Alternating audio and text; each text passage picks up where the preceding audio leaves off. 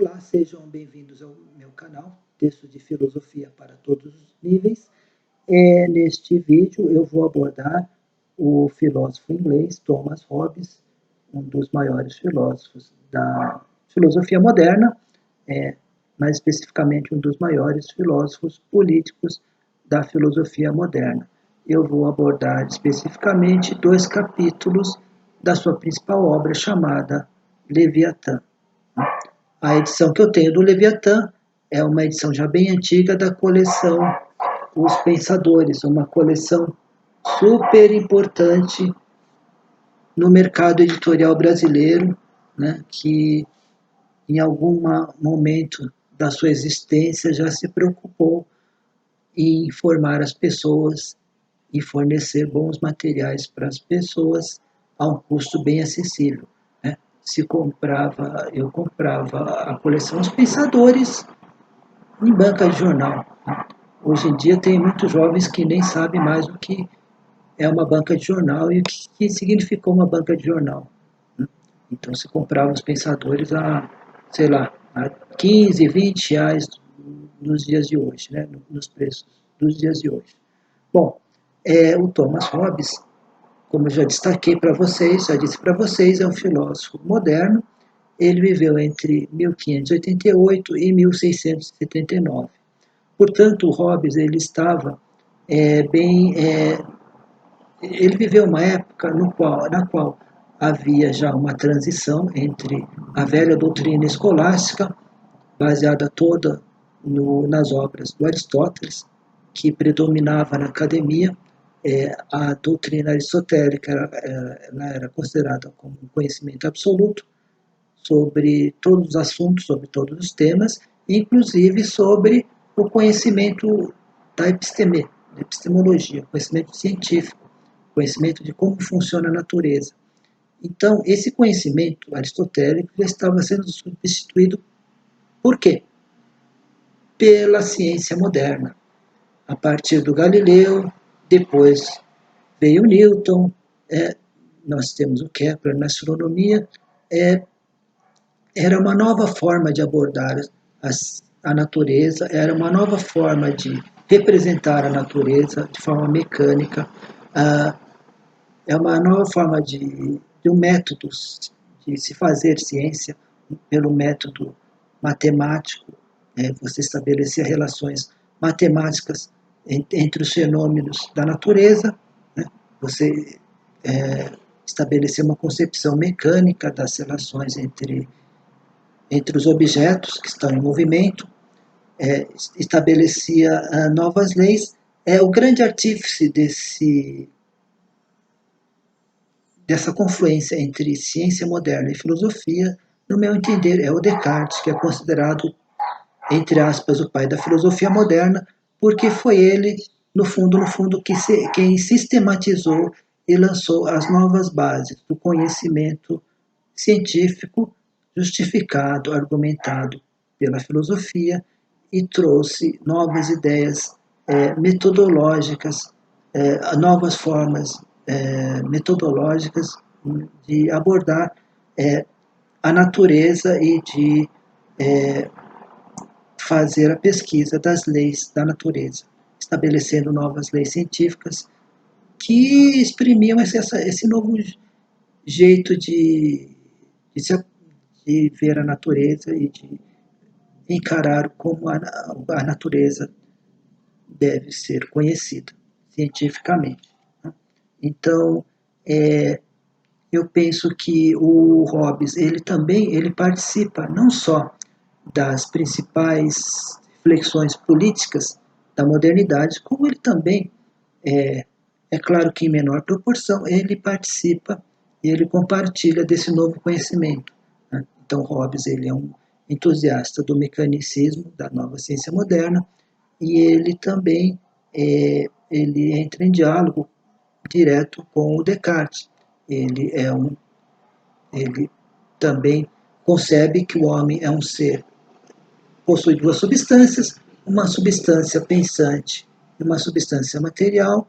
No entanto, a diferença do Descartes, que vai estabelecer uma certa independência entre a substância pensante e a substância material, né? E vai, no caso do homem, a substância pensante é o seu entendimento, a sua razão, as suas vontades, e a substância material é o seu corpo, né? Então, em Descartes, há uma independência entre essas duas substâncias, e a comunicação vai se dar pela glândula pineal, que é uma glândula que o Descartes localiza no corpo humano, que vai fazer essa comunicação entre essas duas grandes substâncias. Ou seja, o Descartes reduz a, a realidade a ou você é uma realidade material composta por extensão, movimento, que pode ser medido matematicamente, ou ela é uma realidade, vamos dizer assim, pensante, uma substância pensante. O Hobbes, ele concebe que haveria uma substância pensante, uma substância material. No entanto, há uma comunicação direta entre essas duas substâncias. O que dá substrato para as ideias, o que faz com que as ideias não sejam apenas nomes.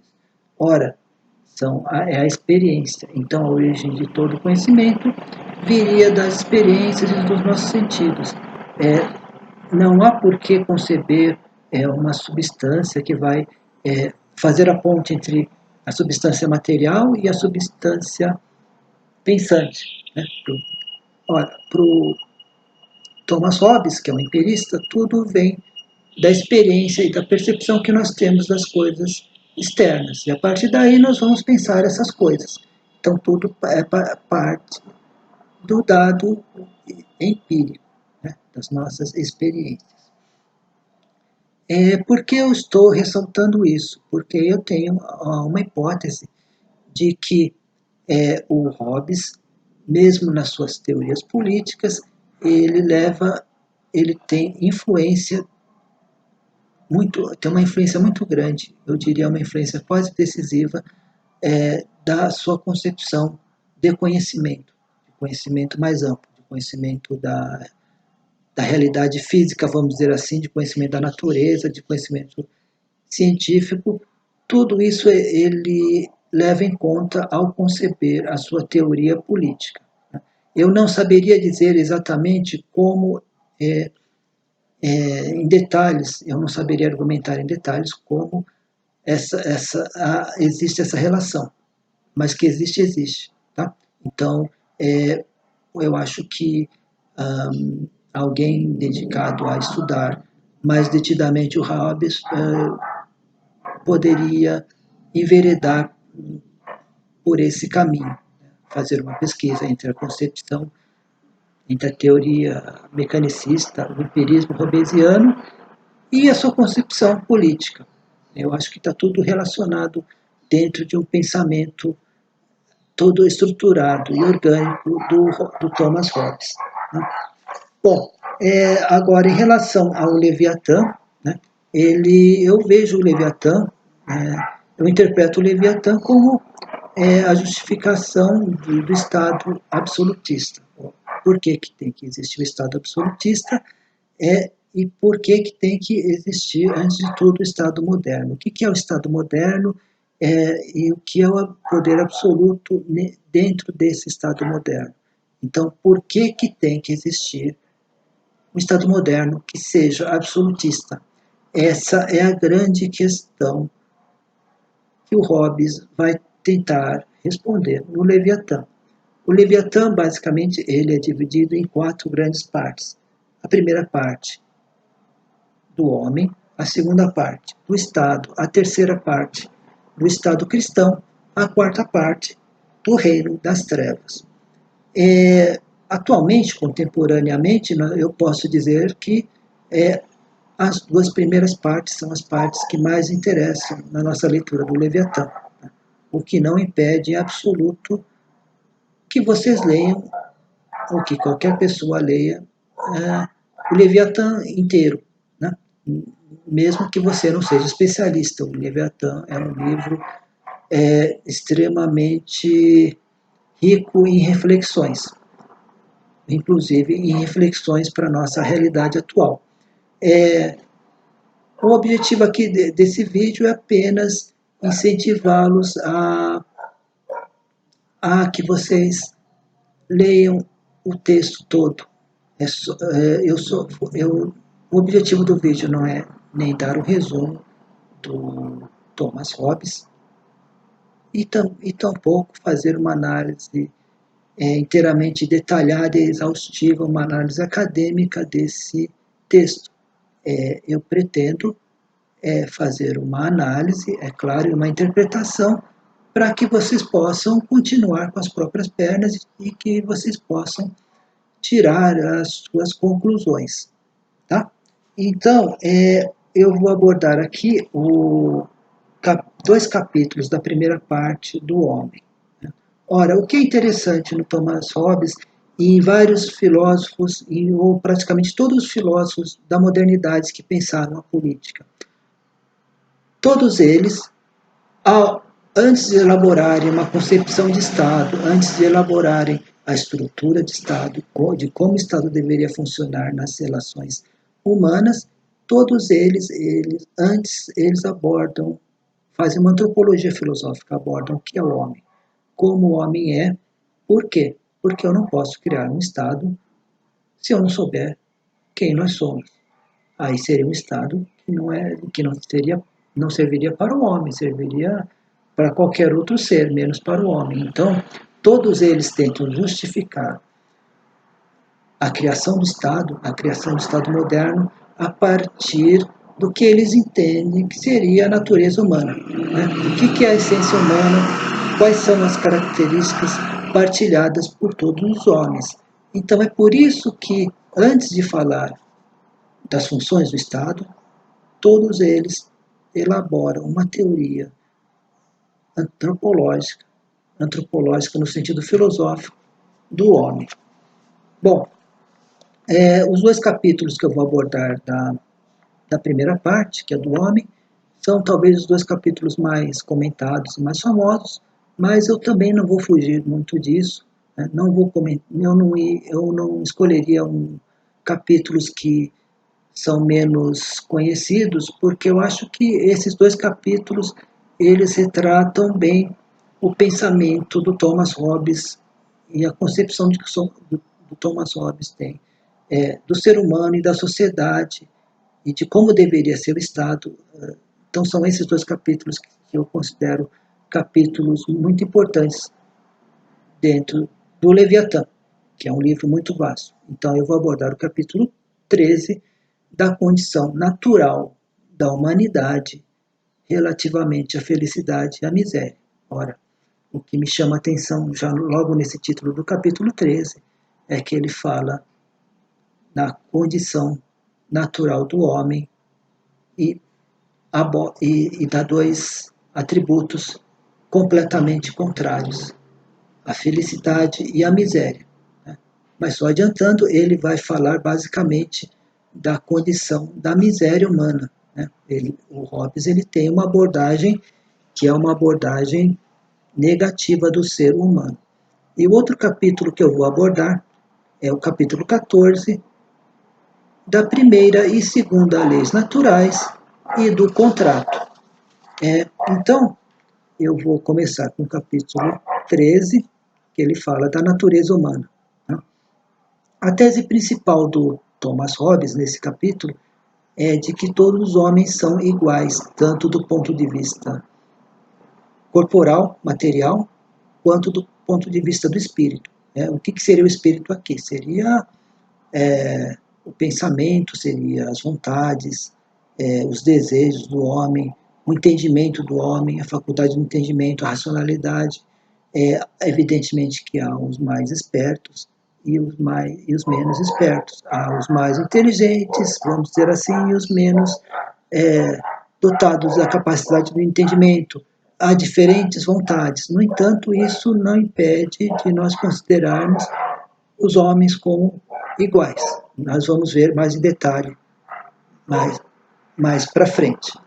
E a outra igualdade é a igualdade corporal. Ora, a diferença entre o mais robusto, o mais forte e o menos forte não impede com que o mais forte eventualmente possa ser subjugado pelo menos forte, pelo menos robusto, pelo mais fraco. Por quê? Porque o mais fraco pode construir armadilhas, pode se juntar a outros, pode elaborar certas situações, certas circunstâncias que consiga fazer com que ele subjugue o mais forte. Então, apesar do Hobbes reconhecer que há diferentes constituições no corpo, que há pessoas que são muito mais fortes que a outra, isso não é garantia alguma de que a pessoa que é muito mais forte que a outra vai sempre subjugar a outra, porque a outra também tem a esperteza, e aí já entra na questão da inteligência, da espiritualidade, etc. A espiritualidade vista como algo cognitivo, né? Como vindo do intelecto humano. Então, nada garante que o mais forte sempre vá subjugar o mais fraco. O mais forte, muitas vezes, subjuga o mais fraco, agride o mais fraco, mas também ele pode ser agredido e pode ser ferido mortalmente pelo mais fraco, porque o mais fraco pode fazer vários tipos de situações, ou elaborar vários tipos de situações, armadilhas, etc., etc., e ferir mortalmente o mais forte. Né? Então, do ponto de vista corporal, há uma igualdade. Do ponto de vista espiritual, o, o Hobbes ele não está propriamente aqui nesse capítulo abordando os diferentes tipos de racionalidade, ou de pensamento, de entendimento. Ele vai abordar a parte, vamos dizer assim, mais profundamente negativa do ser humano. O Hobbes diz que todos os homens são iguais porque todos eles partilham da vaidade, do egoísmo, da inveja e do egocentrismo. Né? E também porque todos se acham igualmente espertos e sábios. E também porque todos almejam a glória, isto é, todos almejam serem reconhecidos pela sua sabedoria, pela sua inteligência, pela sua esperteza e pela sua sagacidade. Então, independente dos seus gostos e das suas inclinações, todos os homens têm inclinação para a inveja, para o egocentrismo, para o reconhecimento da glória. Né? Então, são características todas negativas que o Hobbes diz que faz parte da natureza humana. Todos os homens são dessa forma. Né? E, além disso, há uma outra igualdade que o Hobbes destaca, que é a igualdade que os homens têm de atingir os seus objetivos. Então, todos os homens têm a esperança de atingir os seus objetivos. Mas que tipo de objetivo é esse? O objetivo é sempre o de tomar o bem dos outros, é o de saquear os outros, não há nenhum objetivo nobre aqui que o Hobbes cite. E quem é o grande obstáculo para que o homem atinja o seu objetivo? É o outro homem. Então, o homem está sempre querendo algo mais, algum bem material a mais. Muitas vezes esse bem material a mais está na mão de outra pessoa, é de posse de outra pessoa, e ele simplesmente vai querer, estabelece esse objetivo de pegar o bem de outra pessoa. Ora, o outro é sempre o obstáculo para esse objetivo. Então, eu quero que vocês percebam aqui que o Hobbes está dando características do ser humano como um ser totalmente individualista, atomizado. Ele, mesmo vivendo em sociedade, ele vive por meio do interesse próprio, do autointeresse. E o outro é sempre o obstáculo. Então, vai haver sempre um choque entre as pessoas, entre os indivíduos, porque um indivíduo caminha numa direção, o outro caminha numa direção contrária, e aí ocorre o choque, ocorre o conflito, ocorre a guerra, ocorre uma competição no qual um pretende subjugar o outro. Se não exatamente o desejo de matar, mas é o desejo de subjugar o outro, de escravizar o outro, vamos dizer assim. Né? E aqui também eu chamo a atenção obviamente, para a diferença óbvia que existe, por exemplo, no Aristóteles. O Aristóteles, na Política, livro 1, né, ele escreve uma frase simples, né, mas que é uma frase totalmente oposta a essa concepção individualista e utilitarista do ser humano. O Aristóteles diz no livro 1 da Política que o homem é um animal naturalmente, é um ser naturalmente social e político. Ou seja, o homem naturalmente é um ser que almeja viver em sociedade e que só atinge a sua plena realização na vida social, né? Então, isto, para ele, não existe esse ser atomizado que vive em sociedade. O ser em sociedade só pode pensar em termos mais coletivos e não individualistas. Então, aí nós temos uma grande diferença já da filosofia antiga para a filosofia moderna. Não há, os gregos não concebem, em hipótese alguma, um ser que é isolado e que vive dentro da sociedade. No máximo, eles considerariam que esse ser, os gregos, não é um ser humano. Ele se aproxima mais de uma besta selvagem que está lá na hierarquia dos seres vivos. Ele estaria no grau mais baixo da hierarquia dos seres vivos. Não há nenhuma dignidade no homem se comportar dessa forma e no homem existir dessa forma. Não é uma existência digna da existência humana. Bom, mas isso é para os antigos. Voltando para o Thomas Hobbes, né? Então, o homem é governado única e exclusivamente pelos interesses pessoais e o grande obstáculo é o outro homem, ou são os outros homens. Ora, alguém poderia objetar da seguinte forma: mas nem todos os homens têm esse desejo desmesurado pela posse dos bens alheios, né? Nem todos os homens têm essa ambição desmesurada. Ao que o Thomas Hobbes, provavelmente, ele responderia que, mesmo aqueles que não têm essa ambição quase ilimitada, esse desejo desmesurado pela posse dos bens alheios, mesmo esses,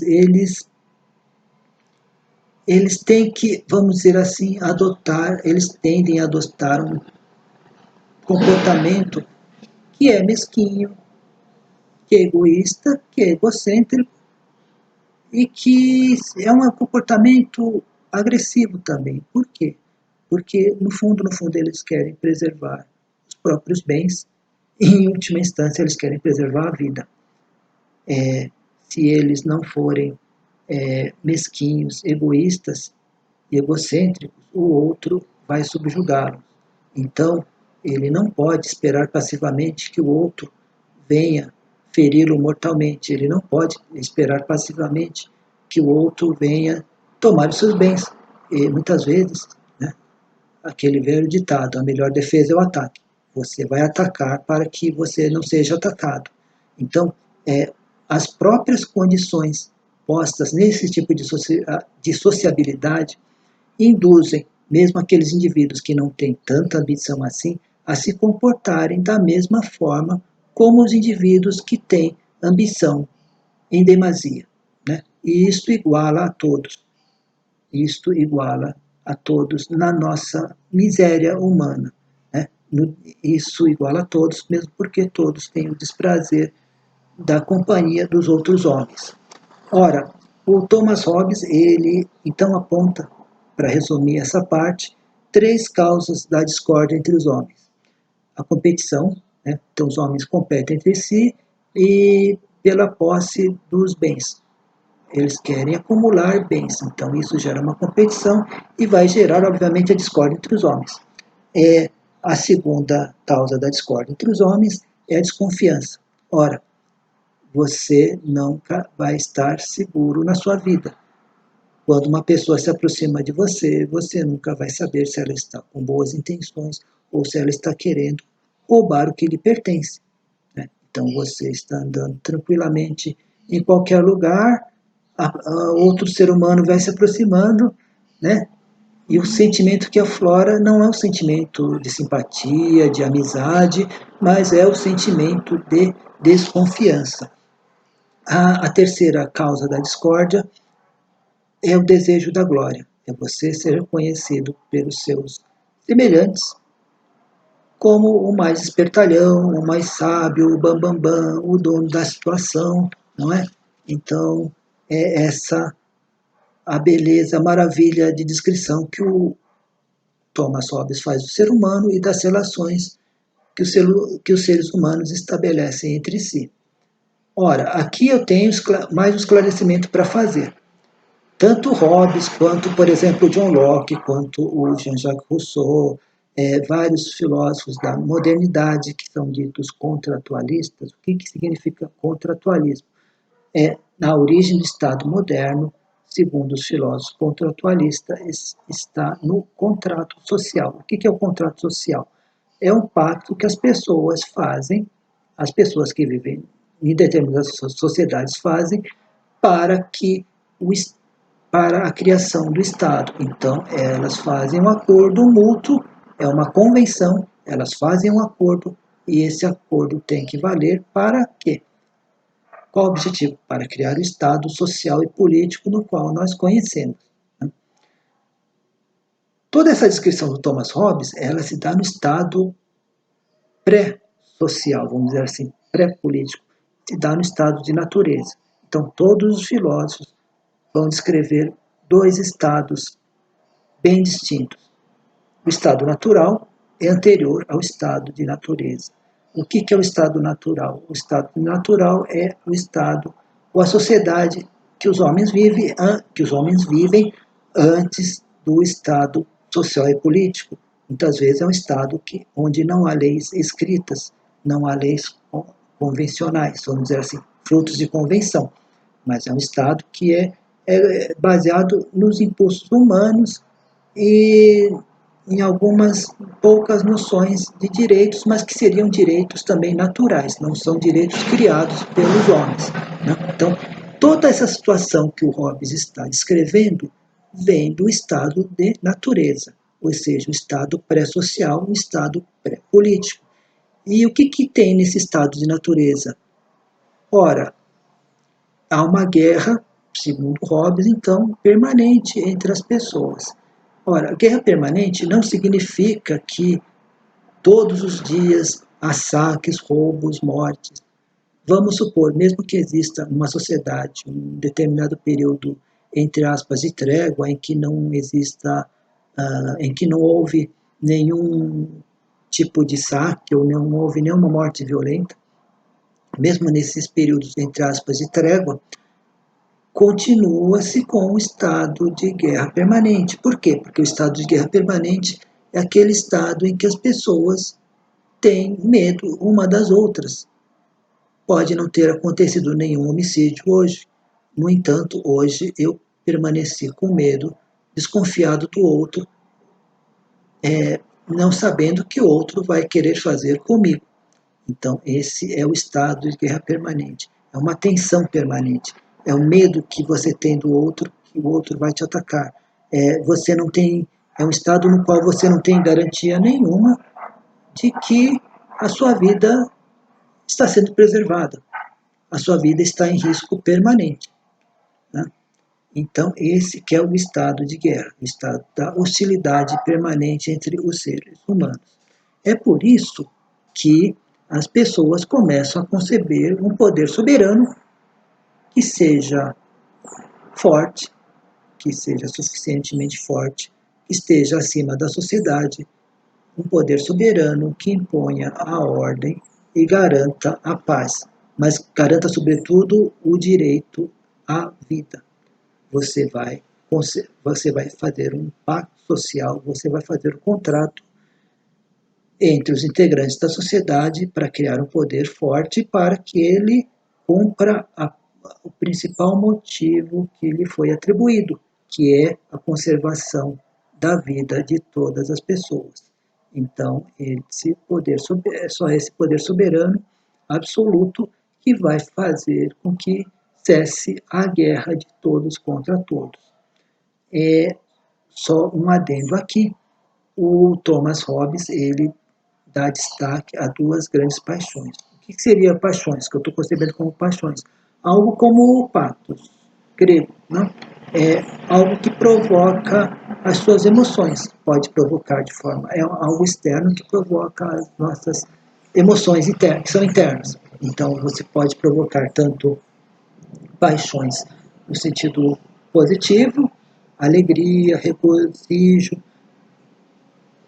contentamento, como você pode provocar paixões, como algo externo pode provocar paixões negativas, a raiva, o ódio, a ira, o descontrole e o medo. Quais são as duas grandes paixões que o Hobbes destaca na obra O Leviatã? Muitos comentadores dizem que essas duas paixões são gêmeas, o medo e a esperança. Então são duas grandes paixões. O medo do outro, o medo da guerra, o medo, sobretudo, de perder a vida. E a esperança de um Estado soberano, forte, absoluto, que acabe com a guerra permanente entre os homens e que faça, portanto, arrefecer a paixão do medo. Né? Eu vou voltar isso no final deste vídeo para comentar algumas coisas. Tá? Então, basicamente isso que o Hobbes nos diz sobre esse capítulo. Ou seja,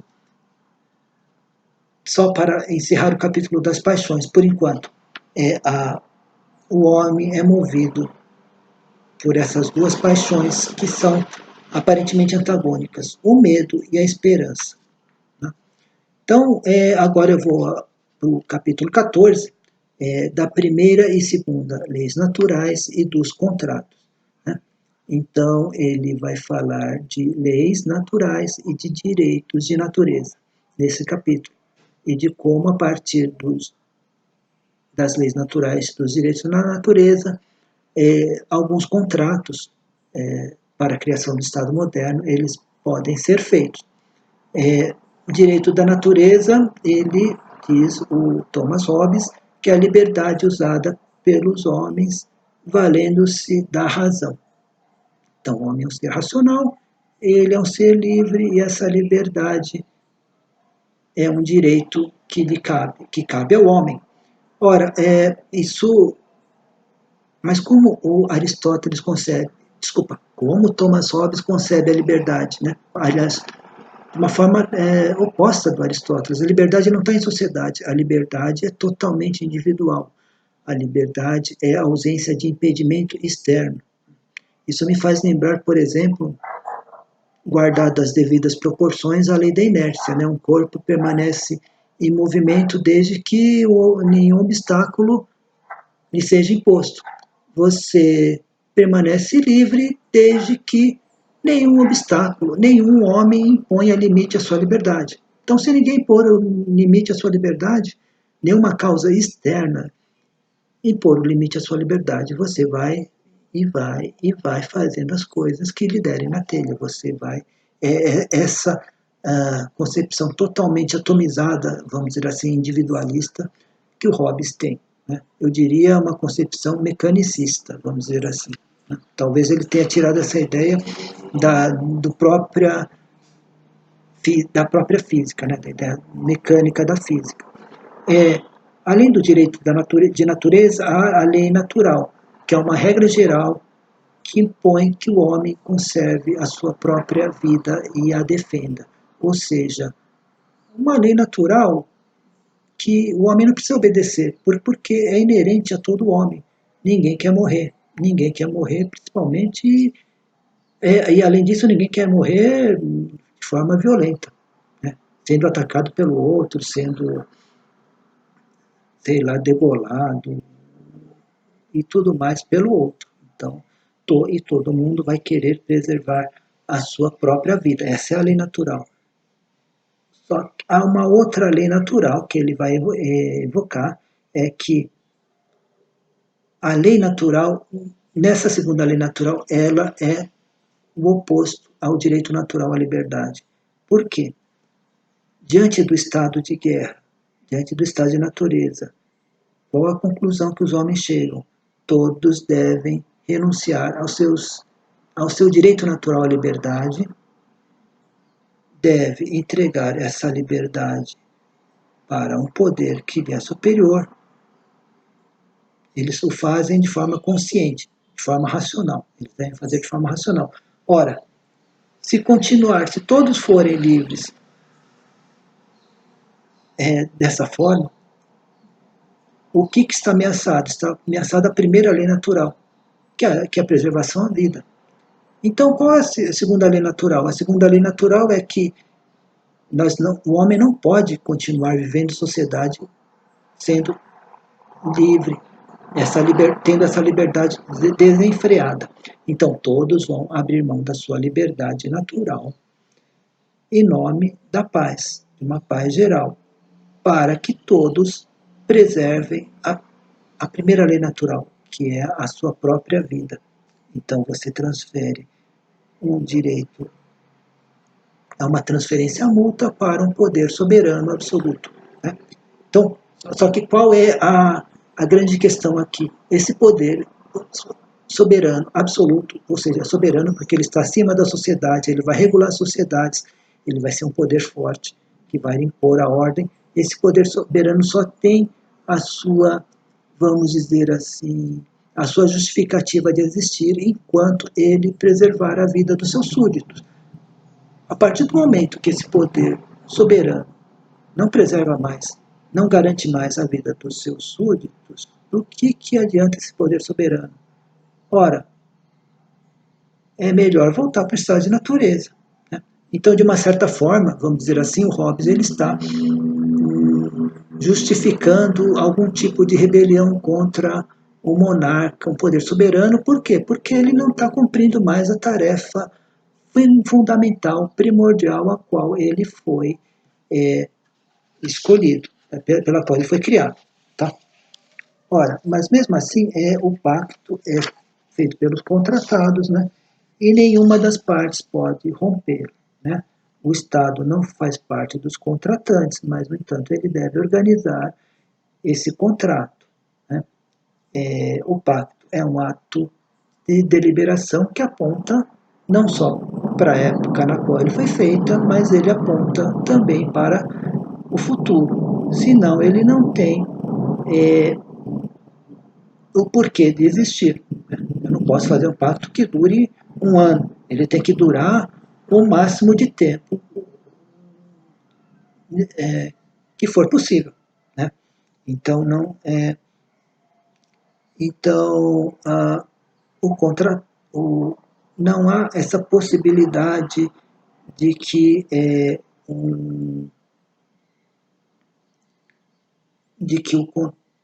o contratante, depois feito pacto social, as pessoas voltem para trás.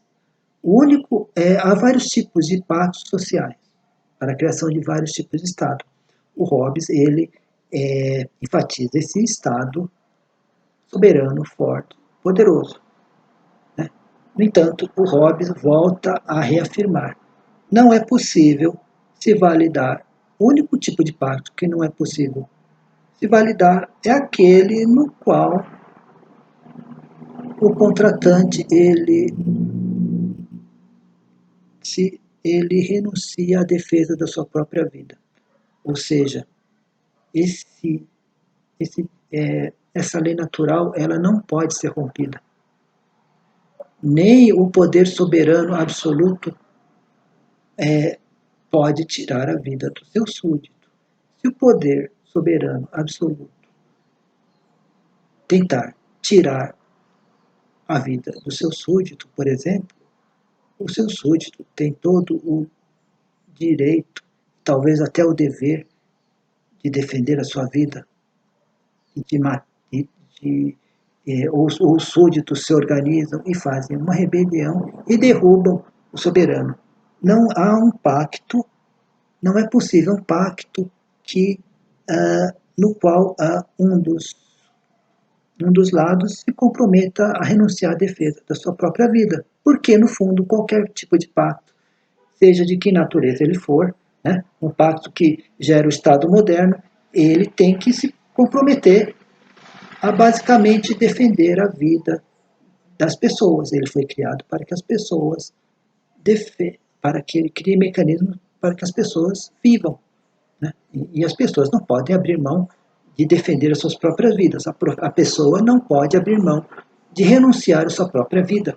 É contra o direito à vida se sobrepõe a todos os outros poderes, inclusive ao poder do Estado soberano absoluto. Então, era isso que eu tinha para dizer nesse vídeo. Só para encerrar, né?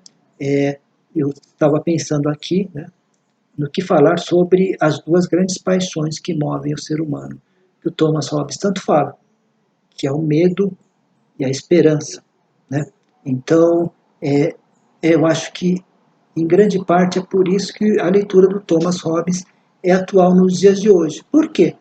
Porque numa sociedade tão violenta como a nossa, né, que poderia até se aproximar da descrição do estado de natureza do Hobbes, né, numa sociedade como a nossa, que tipo de paixão é inflada no ser humano, é excitada pelo ser humano, é excitada por alguns poderes públicos, mas é excitada sobretudo pela mídia, é o medo, né? Então, a toda hora nós temos um noticiário falando das atrocidades, das violências, e nenhuma reflexão sobre as causas da violência, a origem da violência, a relação entre violência e desigualdade social, a relação entre preconceito e desigualdade e violência. Enfim, então, a todo momento, a paixão do medo está sendo excitado, inflado nas pessoas. E, por outro lado, as pessoas vão depositar esperança em organismos muitas vezes repressores, com alto grau de repressão, vão depositar as suas esperanças numa sociedade totalmente vigiada, numa sociedade totalitária, autoritária, um regime de exceção que puna indiscriminadamente, sem que se julgue, sem que haja julgamento justo e digno.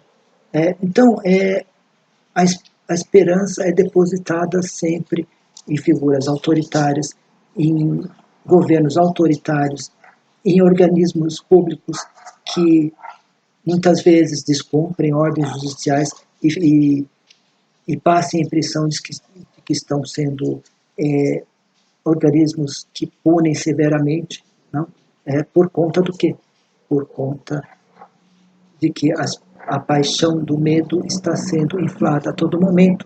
Então, para combater a paixão do medo é necessário a esperança num governo forte, autoritário, quem sabe totalitário, fascista, etc. e tal. Então, esse foi o meu vídeo de hoje. Tenham um bom ano de 2020, se puderem, e eu vejo vocês na próxima. Deem um like, inscrevam-se no meu canal e até mais.